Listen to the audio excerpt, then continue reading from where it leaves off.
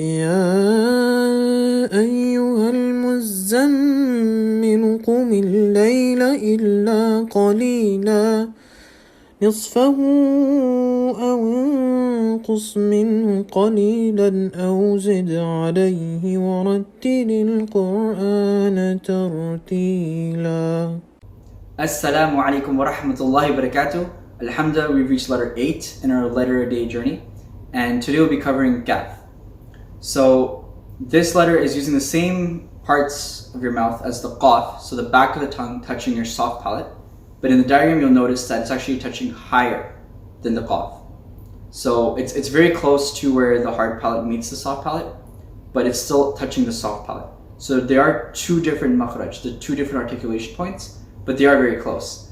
And another thing to notice with this letter is it's not a hard, heavy letter like the qaf in terms of you kind of going and the back of the tongue kind of pushing up like that. It's because it's higher, it's actually still going to be a normal letter.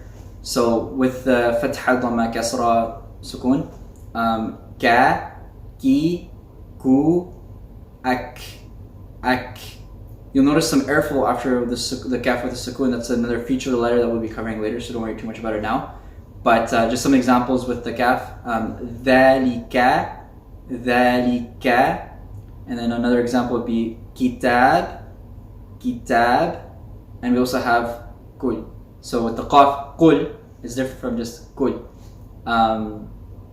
So I hope that helps. The most common mistake that I hear with the kaf is that some people make it kind of closer to what the English sounding letter is, the K or C sometimes, and that is not an exact comparison between the two letters. So some letters do have an exact comparison, but this one I don't think it is. So you want to make sure that it's kind of sounding a little bit like you just want to focus on the back of your tongue touching your soft palate. Gat, gat, ki, gu, ek, gat, and hopefully with that, people don't usually have too many issues with letters, so inshallah it should be okay. But try to also make sure that you have a different sounding for the qaf and the kaf, because sometimes they can sound very similar and you want to make sure that they're very distinct letters. So like I said before, Tajweed, a lot of it is to ensure that the letter, it's a clear word that when someone's hearing it being recited, inshallah when you're leading tarawih at AMA inshallah in the future, then you'll want people to hear those differences so they can actually be able to understand the word. And like the example I gave before, qul and then kul, in some situations, you don't want them to sound the same because they're very different meanings.